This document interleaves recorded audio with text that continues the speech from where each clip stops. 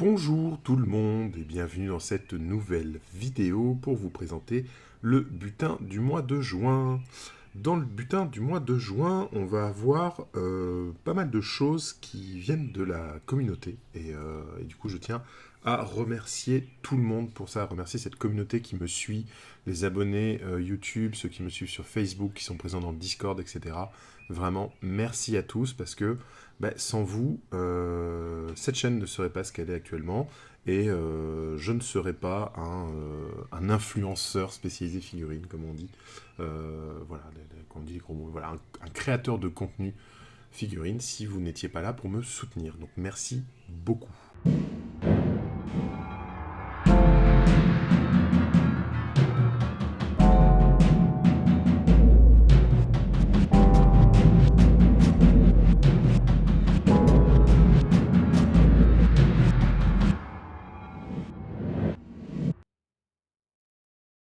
Qu'est-ce qu'on va avoir ce mois-ci dans le butin?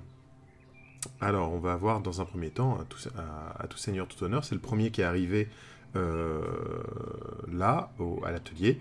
On va avoir cette boîte de Warcry, donc les Askurgan True Blades, qui m'a été offerte par Thomas, qui suit la chaîne et qui est présent sur le Discord, et qui du coup, quand ces figurines étaient sorties, il s'était dit qu'il aimerait bien les voir avec mon style de peinture, voir ce que moi j'en ferais, et il a décidé de m'offrir la boîte quand elle est sortie chez Games Workshop. Quand elle est sortie à l'unité, puisque c'est une bande qui faisait partie d'une grosse boîte Warcry, donc évidemment il ne m'a pas offert la grosse boîte, il a attendu que la boîte sorte à l'unité, et il me l'a offert, donc merci beaucoup, c'est super gentil. C'est vraiment top, donc on va voir ce qu'on va en faire. J'ai déjà des idées de schéma de couleurs, on va voir ce que ça va donner.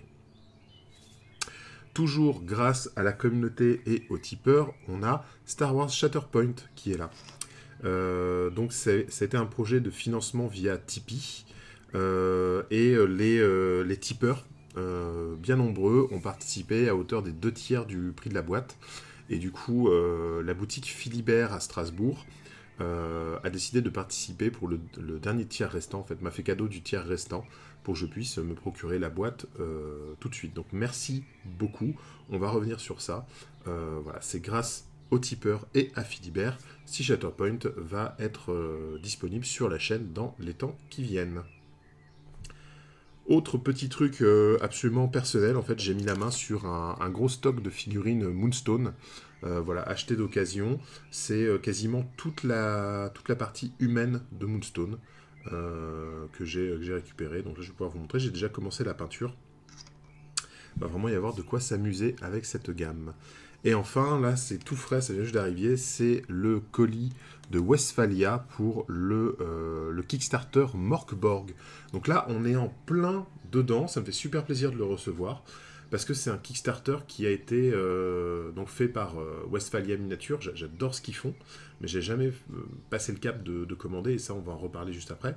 Et c'était pour un financement participatif pour faire des figurines officielles tirées du jeu de rôle Morkborg. Et comme en ce moment, avec Minus, on est en train de traduire le jeu de figurines tirées de Morkborg qui s'appelle Forbidden Psalm, qui va être bientôt disponible en français d'ici la fin de l'année, on espère. Voilà, c'est vraiment, les figurines arrivent à point nommé. Voilà. Donc je vais vous présenter tout ça et on va déblayer un petit peu, montrer ce qu'il va y avoir et parler de ce qu'il va y avoir du coup sur la chaîne dans les temps à venir grâce à ces figurines, grâce à ce butin. On va donc commencer avec cette boîte de Warcry, avec les Askurgan True Blades, donc qui sont une bande de vampires moines ascétiques. Voilà, c'est assez rigolo comme concept, mais j'aime bien, il y a un côté un petit peu asiatique dans leur armure, dans leurs vêtements. Et voilà, les figurines sont très jolies, donc je suis assez tenté par cette bande. Bon, c'est une boîte qui contient 8 figurines, on va voir que les figurines sont assez spécifiques. C'est une boîte avec extrêmement peu d'options d'assemblage, hein. C'est une boîte qui se prête pas au bricolage, parce qu'en fait c'est très fixe, très figé, ce qu'il y a à l'intérieur. Un petit regret par rapport au développement de Warcry dans cette direction, je dirais. Alors, donc on va avoir les socles, évidemment. On va avoir 2 grappes de figurines. Alors, sur cette grappe, on va voir, je crois, il y a les deux Qu'est-ce qu'on a? Il y a le chef, il y a les trois hommes de base. Et je sais pas si... Non, c'est pas le mutant qui est sur celle-là. Non, ça c'est le chef et les trois types de base. Les personnages de base ont une option, ils ont soit un fauchard, donc il y a une épée à deux mains, soit une corde avec une serpette. Voilà, donc il y a l'option pour chacun d'entre eux. Pour l'équipement, on va voir les cartes de profil juste après. Et sur la deuxième graphe, on va avoir un petit peu l'élite, donc on va avoir les deux personnages un peu plus armés qui vont avoir une arme d'ast qui va être soit un vouge, soit une masse. Donc on a en fait, il n'y a que la tête qui change. Vous voyez, les bras sont là, ils s'assemblent forcément de cette façon. Et on a soit la tête avec la lame, soit la tête avec la masse qui est ici. On a ce personnage que j'aime bien, qui est un vampire qui est en train de céder à la sauvagerie, avec un petit familier chauve-souris sur l'épaule. Une sorte de paria quand même. Et on a ici le loup-garou, donc c'est le vampire qui a totalement cédé à son côté bestial et qui se transforme vraiment en créature de la nuit, quoi. Alors du coup, moi, cette boîte de figurines m'a donné envie de me plonger enfin dans les règles de la nouvelle version de Warcry, et je dois dire que ça a l'air pas mal du tout. Moi, ça me donne envie de jouer. Voilà. C'est un jeu Games Workshop qui est assez simple et assez libre, en fait, par rapport à ces autres licences. Donc moi, ça me donne envie d'y jouer. Là, on va voir dans sur cette carte, justement, que maintenant, il y a un système de réaction, donc qui est vraiment pas mal, qui permet de pas subir le tour adverse sans rien faire, et d'avoir des choix à faire, même pendant le tour de l'adversaire. Et ça, c'est hyper intéressant. Donc là, par exemple, la réaction, c'est le fait de pouvoir augmenter son endurance, donc de prendre le coup. Donc on va avoir un système comme ça pour dire, je vais... quand je vais activer ma figurine, elle aura moins d'action. Par contre, pendant que tu es en train de me taper dessus, je vais mieux encaisser. Et je trouve ça assez sympa comme idée. C'est assez rigolo. Voilà, on va retrouver donc les déclenchements des effets sur les doubles, les triples, etc. Avec quelle icône peut en bénéficier. Donc on a l'icône qui est là, la première colonne, c'est tous les pures lames Assurgan. Et ensuite, les effets qui sont ici, ça va être les effets sur les bêtes, les élites, etc. Voilà, donc c'est assez facile à prendre en main, c'est vraiment très chouette. Et alors moi, ce que j'ai bien aimé, c'est au niveau des cartes, donc le nouveau design des cartes. Il n'y a aucun texte ou quoi, donc elles sont universelles, c'est que des logos et des chiffres. Moi, ça me convient très bien, je trouve ça vraiment, vraiment chouette. En fait, on a cette carte-là qui est recto verso. Vous allez voir donc les effets, les aptitudes de votre faction, les figurines et leur nom dessus, et la réaction qui est commune à toute la bande. Et ensuite, on va avoir donc les cartes de profil qui vous voyez, sont universelles. Donc ça, c'est très sympa, je trouve, en termes de matériel. Les profils sont très faciles à lire. On a le déplacement en pouces, la défense et les points de vie, tout simplement. Le coup en points et les logos qui vont correspondre. Donc on a le logo de faction qui est là et les logos de type d'unité. Et ensuite, pour les attaques, c'est simple. Voilà, là, c'est une attaque de morsure. C'est assez logique. Portée 1 pouce. 4 dés à lancer, force 5, donc on va comparer par rapport à la défense adverse. Et ensuite, on va lancer les dés, sur le résultat, on va faire des blessures, donc 2 blessures de base, ou sur les coups critiques, 4 blessures. Voilà. Donc c'est facile à lire. Et surtout, ce que je voulais vous montrer, c'est pour les figurines qui ont plusieurs équipements. Désormais, il n'y a plus de différence de coups en points chez Games Workshop, et c'est en train de se généraliser pour tous leurs jeux, et c'est ce qu'on constate notamment sur les dernières mises à jour qu'il y avait eu pendant la V9 de Warhammer 40 000, et qu'on voit dans les index de la V10 désormais. On avait dit qu'on ne parlerait pas de la V10.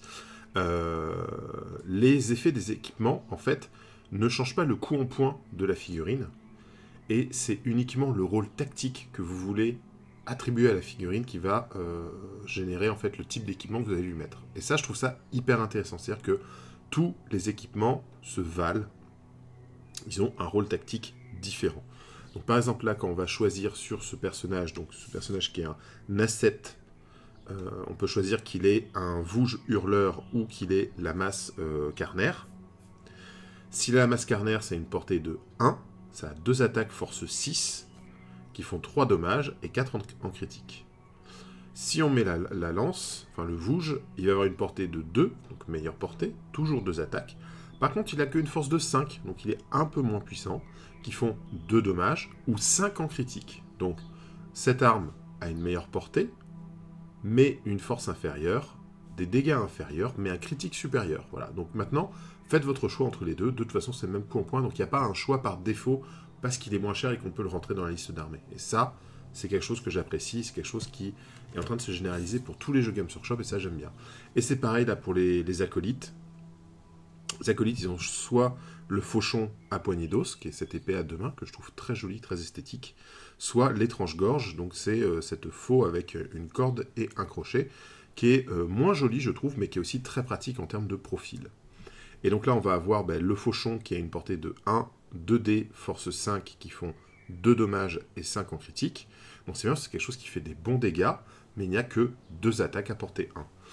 Le tranche-gorge, il a 3 attaques à portée 3, qui sont moins fortes et qui font moins de dégâts, mais qui du coup sont plus nombreuses, donc plus facilité de chances de toucher et de générer des dégâts, quoi. Voilà. Donc à vous de voir si vous voulez une arme qui est une arme légère qui va permettre d'avoir un gros rayon de menace et d'avoir plus de dés d'attaque, ou si vous voulez une arme moins fiable, parce que moins de dés et plus courte portée, mais par contre qui met beaucoup plus de dommages.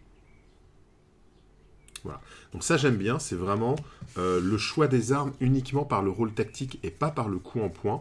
Parce que souvent on va se dire, ah cette arme elle est mieux mais elle est plus chère, donc autant mettre la moins chère. Donc je trouve que c'est un peu ce qui se passait sur Warhammer 40 000 notamment, où on mettait pas d'équipement quasiment aux unités parce que ça coûtait trop cher en points. Et là, maintenant, même dans Warhammer 40 000, on paye pas les équipements, donc c'est des rôles tactiques, c'est vraiment intéressant. Voilà. Voilà donc pour la bande des Askurgan. Donc moi j'aime bien le design, cette robe orange avec les manteaux noirs. Ça m'a donné une idée, je vais tenter quelque chose avec une palette en 3 couleurs. Alors soit, il faut que je fasse des tests. Je vais peut-être faire des tests avec les 3 couleurs primaires, plus du noir et du blanc, et voir ce que je peux travailler et tout, mais en fait en partant sur 3 couleurs primaires, on peut partir sur à peu près n'importe quoi, donc est-ce que c'est pertinent? Je suis pas sûr. Donc peut-être plutôt une palette limitée à 3 couleurs, mais que ce ne soit pas les couleurs primaires, et en fait partir sur ça, voire partir sur la palette Zorn, qui est un artiste qui a une palette assez particulière, et le rendu est assez cool. C'est une palette qui marche très très bien en Grimdark. Voilà, une palette avec plutôt que du jaune, ça va être du sable, plutôt que du rouge, ça va être un bordeaux, et plutôt que du magenta, pardon, ça va être un bordeaux, et plutôt que le cyan, ça va être un turquoise assez foncé. Donc tout de suite, ça donne une palette qui est légèrement désaturée, qui est un petit peu qui détonne, on va dire. Et c'est vrai que ça peut être quelque chose de sympa. J'ai envie de travailler quelque chose dans cet ordre-là, quoi. On va voir ce que ça donne. En tout cas, ouais, ça donne, les figurines donnent envie d'être traitées en grimdark, voire en blanchi dessus, quoi. Voilà. Dites-moi dans les commentaires si vous avez des envies particulières sur la peinture de cette bande, sachant que pour remercier Thomas du cadeau, il y aura au minimum un tuto fait sur avec les figurines de cette boîte. Voilà. Donc autre arrivage à l'atelier, ça va être cette collection de figurines Moonstone, donc quasiment toutes les références humaines du jeu.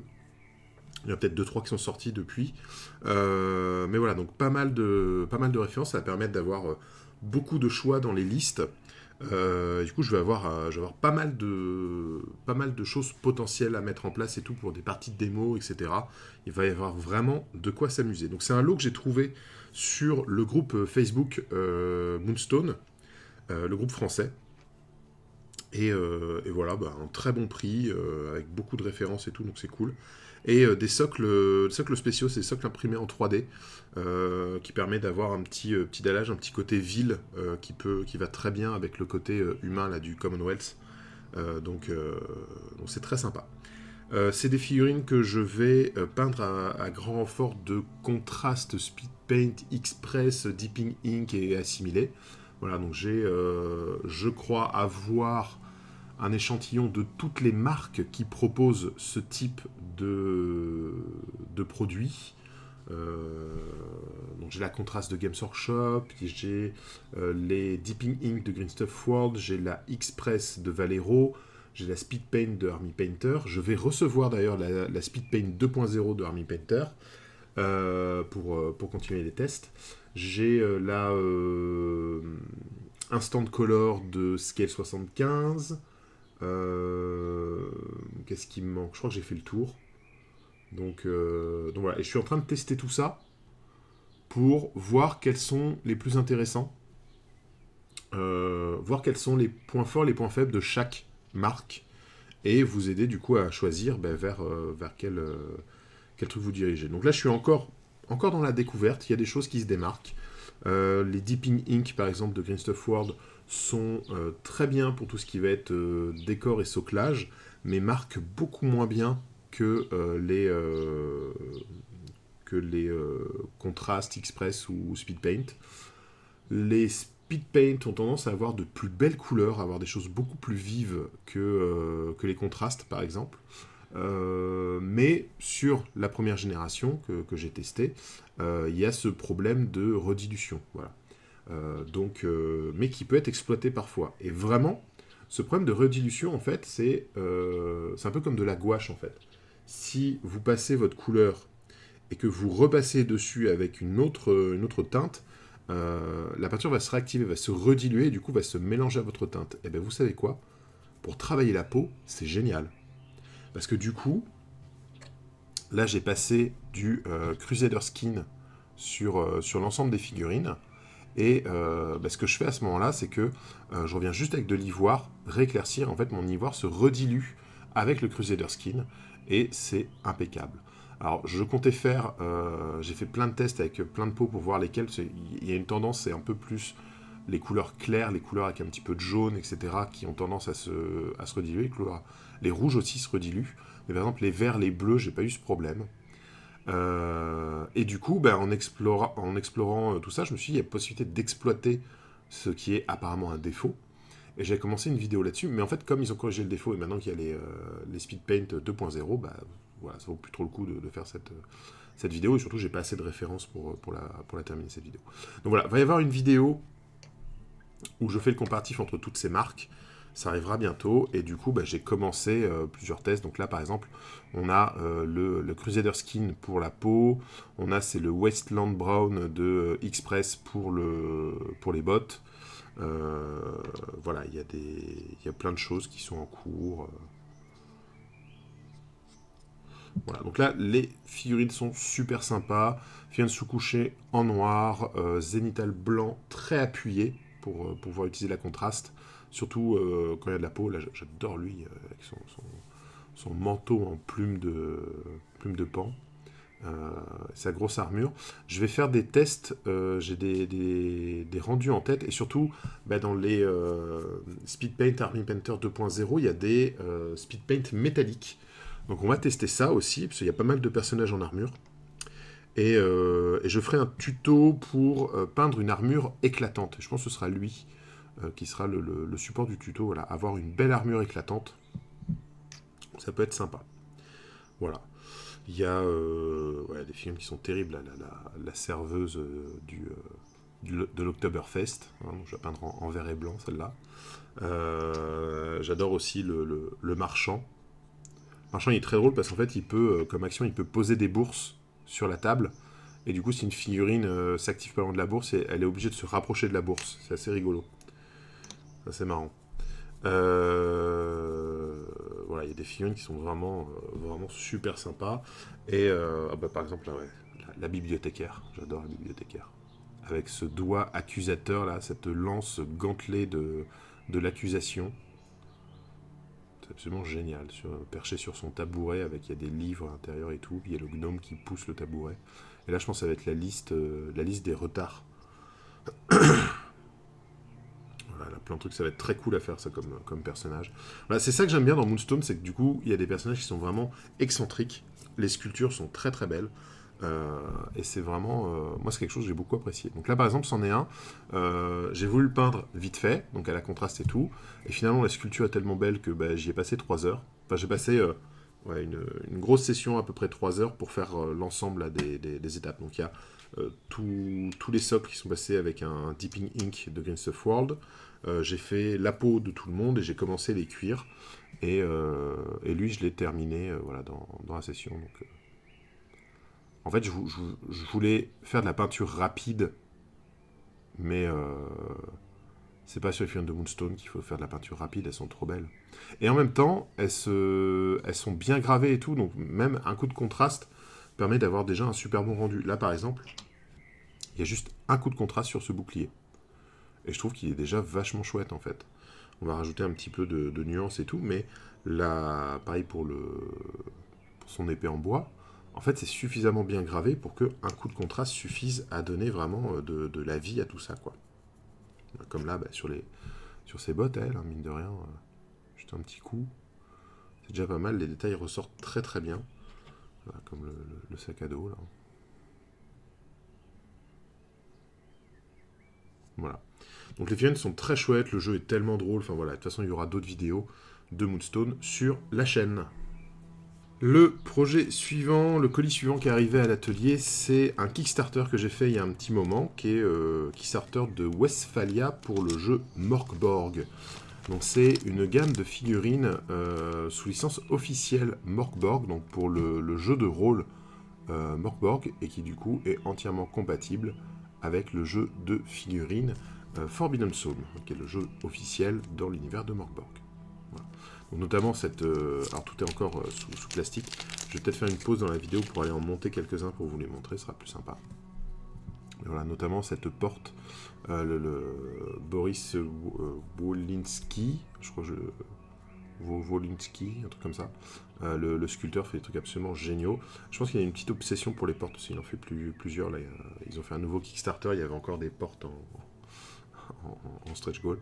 Voilà, donc j'aime bien cette porte avec le squelette qui est coincé dans la porte. On sent que le mec, il a été coincé dans la porte au moment où il voulait sortir et il est mort comme ça, quoi. Donc ça sera super à intégrer dans un élément de décor. Très joli, très sympa. Alors je crois qu'il y a un autre élément de décor qui va avec ça. Non, je m'étais fait une idée. Ah non, il n'y en a pas d'autres. Alors il y a ça aussi. Ça j'aime bien, c'est le point de quête. On va essayer de pas... Alors, il y a des socles transparents qui sont fournis. Bon, vous savez que moi c'est pas mon délire, donc je vais les coller sur d'autres socles. Mais ça j'aime bien, ça c'est un super élément de décor, un super élément narratif. En fait c'est un poteau dégueulasse avec une créature qui est pendue. Et en fait la créature, c'est la créature qui va vous donner des quêtes. La créature parle et peut vous donner des indications, des trucs comme ça. Donc c'est assez cool, j'aime bien l'idée. Voilà. Bon, c'est très très fragile aussi, donc on va faire attention à ça. Mais ouais, j'aime bien l'idée de ce élément de décor parlant, qui donne des quêtes et tout. C'est très sympa. Donc bon, il y a plein de créatures. Ça, je sais même pas ce que c'est cette bestiole. Elle a une espèce de lanterne à la place de la tête et elle a une dague. Voilà. On va en assembler quelques-uns, mais ils sont vraiment trop cool. J'adore les gobelins. Les gobelins avec leur nez là de taupe. On va assembler ça. On se retrouve juste dans un instant. Alors voilà, bon bah j'étais lancé, j'ai tout monté du coup, au lieu de simplement en faire un petit échantillon. Donc voilà, donc la porte dont on parlait juste avant. Et du coup j'ai monté pas mal de personnages. Alors on va regarder un petit peu ce qu'il y a dans le truc, j'avoue qu'ils sont assez canons, j'aime beaucoup. Je pense que je ferai une petite vidéo juste sur eux, en parlant en mettant les noms officiels, leur histoire, etc. Machin, avant de faire des versions peintes et tout. Enfin, je pense que j'aime tellement les designs qu'il y a matière à faire une vidéo un peu plus complexe juste sur eux, quoi. Là, il y a une gargouille qui me semble était offerte. J'ai plus tout à fait le détail de ce Kickstarter. C'est pas un Kickstarter qui foisonne de figurines offertes et tout machin. Il y avait une douzaine de figurines, je crois, qui étaient prévues. Puis après, il y avait des trucs en plus, des trucs cadeaux et tout. Donc voilà, donc ça... c'est pas forcément une de mes figurines préférées, mais c'est une figurine qui peut apporter beaucoup pour une bande, pour une table de jeu narrative et tout. Voilà, espèce de voleur avec les rats, avec sa lampe. Il a un trousseau de clés, il a un pied de biche, il a un piège à loup et tout. Donc ouais, il y a le côté vraiment roublard là qui marche très bien avec ses rats, ses compagnons rats sur le dos. J'aime bien, c'est rigolo. Il y a celui-là là, qui a un espèce espèce d'hérétique, il a que des croix retournées, donc il a une croix retournée autour du cou, il se sert d'une tête de zombie comme d'une relique, il y a des croix retournées là dans le dos et tout machin. Voilà, on est très dans l'ambiance Morkborg et Forbidden Zone, avec ça, c'est un parfait sorcier. On a là l'espèce de noble déchu, je dirais, qui a...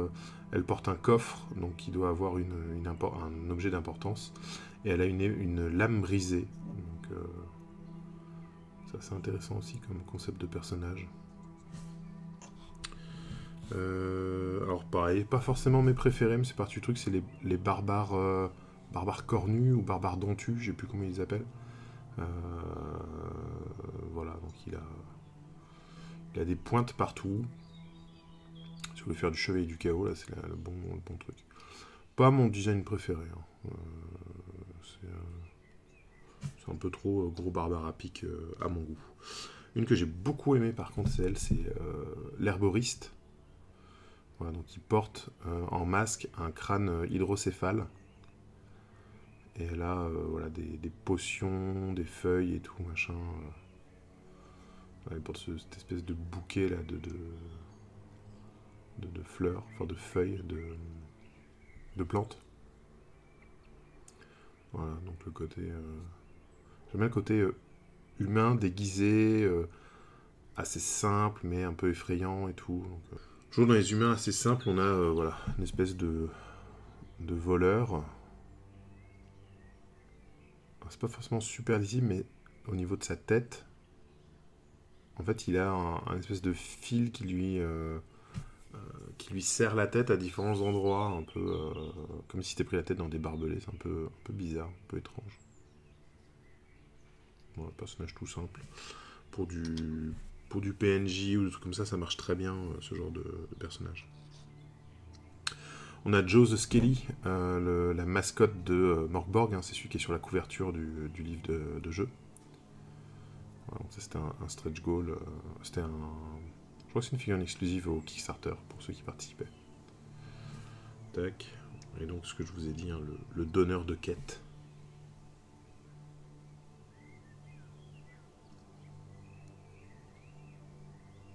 Sacrée pièce. C'est rigolo, cette espèce d'élément de décor et tout. Le troll, l'énorme troll. Ah, c'est pas que j'ai cassé du coup. Bon, faudrait que je le remette en place. Voilà, j'aime beaucoup le design là, de cette bestiole. Avec la queue de serpent à sonnette là. Puis cette gueule là. C'est très original comme troll comparé au troll de tous les autres univers de jeu. Donc j'étais assez séduit par la version quadrupède. Alors, on a une espèce de sorcier, sorcier des bêtes, je dirais. Il a une peau de chèvre. Là, on voit bien la tête de la chèvre là et tout. Et puis de l'autre côté, il a une peau de loup. On voit encore la tête du loup. Il a une canne faite en os et tout. Il a son parchemin. Voilà, très sauvage comme personnage, j'aime bien. Le vieil ermite qui vit dans les bois. On a lui qui est bien intéressant aussi. Plutôt un saint ou un scolastique. Avec ses livres et ses parchemins qu'il veut pas lâcher et tout. J'aime bien.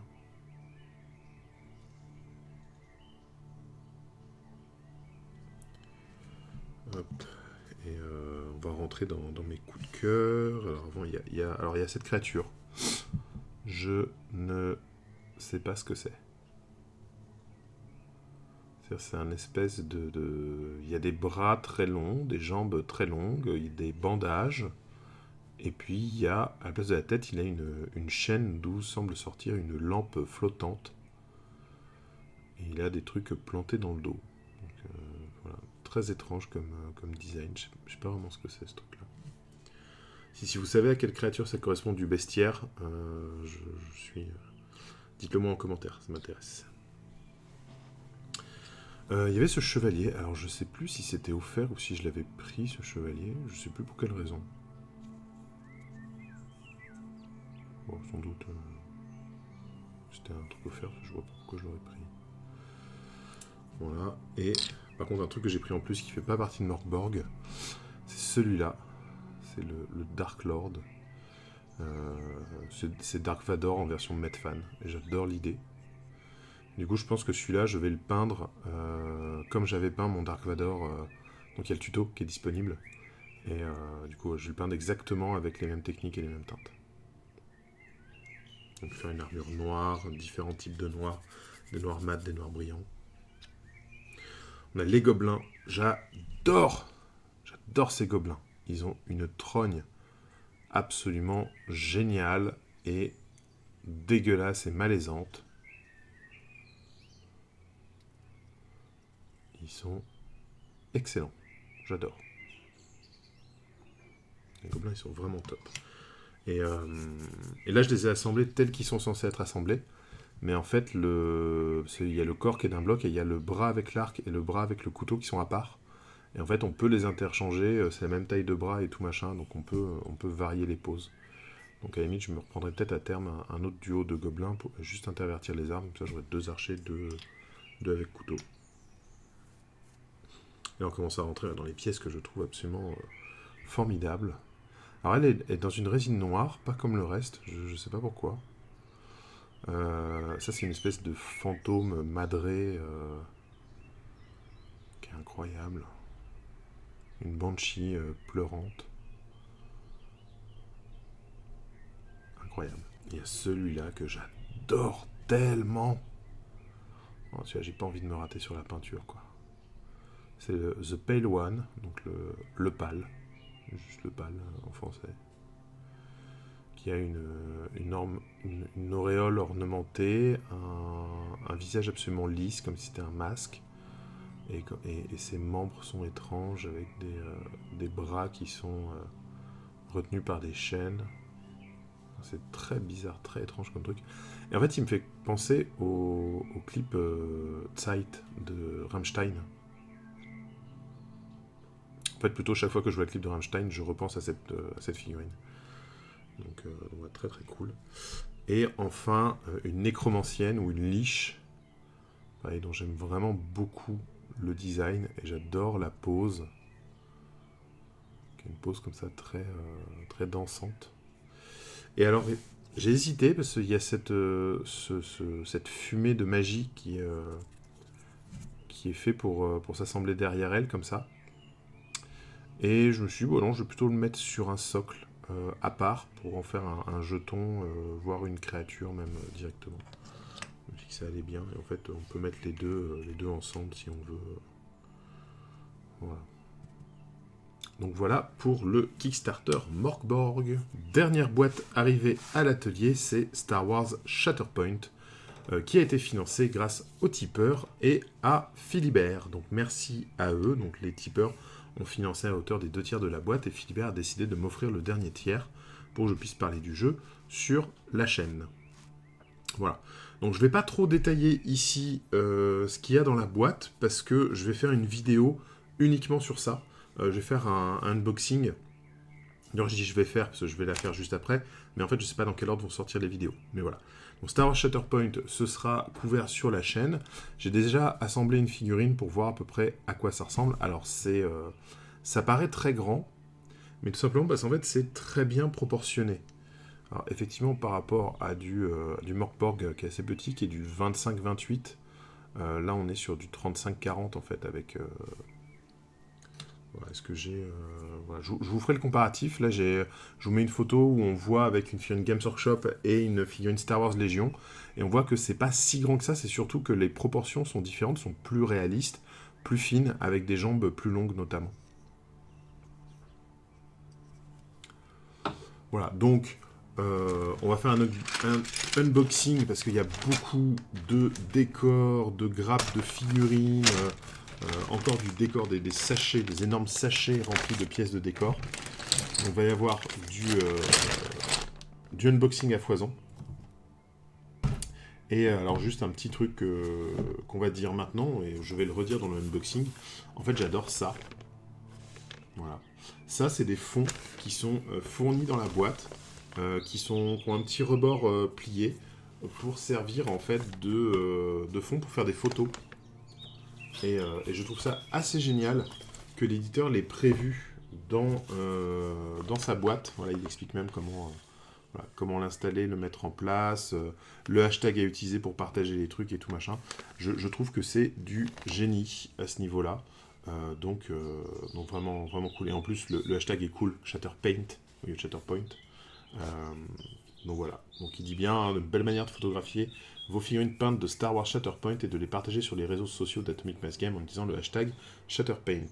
Et voilà, télécharger et partager, télécharger la photo de vos figurines en taguant @Atomic Mass Game et utiliser le hashtag Shatterpaint dans votre post. Donc ça c'est cool, en fait, voilà, il encourage à ce qu'on utilise, à ce qu'on les tague dans les publications et tout, et je trouve ça vachement bien, en fait, d'officialiser un petit peu les réseaux sociaux, les réseaux figurines, peinture, etc.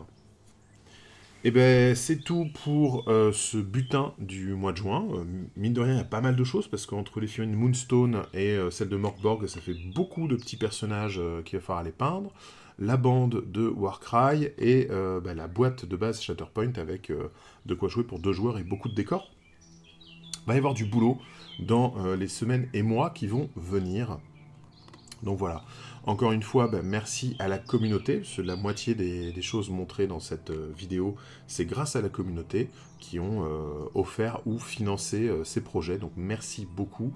Sans vous, sans votre générosité, je n'en serais pas là aujourd'hui. Cette chaîne n'existerait peut-être même plus. Voilà, je ne sais pas si je trouverais l'énergie de continuer à l'alimenter s'il n'y avait pas des réponses aussi nombreuses et généreuses de votre part. Voilà. N'hésite pas à le dire. Voilà, si vous voulez aider la chaîne, il y a le Tipeee pour aider financièrement. Si vous n'avez pas envie d'aider financièrement, pas de problème. Vous pouvez faire comme Thomas, en fait, me contacter si vous voulez m'offrir un truc en particulier. On peut en discuter et tout. Et puis, ou alors tout simplement en partageant, likant cette vidéo et les autres vidéos de la chaîne, en allant sur le site internet gregoric.com, en s'abonnant sur les différents réseaux, que ce soit Facebook, Instagram, etc. Donc voilà, vous pouvez faire vivre ce projet communautaire grégorique, tout simplement en le faisant exister sur les différents réseaux, en partageant sur Internet, sur les forums, etc. Ça fera beaucoup de bien, beaucoup d'énergie positive pour continuer par la suite. Voilà. On va continuer ce projet. Ne parlons pas de Warhammer V10, Warhammer 40 000 V10. Et puis on va parler de plein d'autres jeux d'ici là. Je vous réserve de belles surprises pour les semaines qui viennent. Je vous fais plein de bisous et je vous dis à très bientôt.